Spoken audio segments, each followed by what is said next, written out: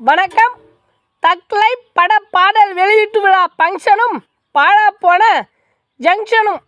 தக்லை படம் நடிக்கும் சக்திவேல் நாயக்கரே, நீ சினிமாவில் அறிமுகமானது களத்தூர் கண்ணம்மா. உனக்கு நடிப்பை சொல்லி கொடுத்தது எங்க ஆச்சி மனோரமா. இந்த படத்தில் நீ பாடிய பாடல் சிங்குச்சா சிங்குச்சா. நீ திமுகவுக்கு அடிக்கிற சிங்குச்சா சிங்குச்சா.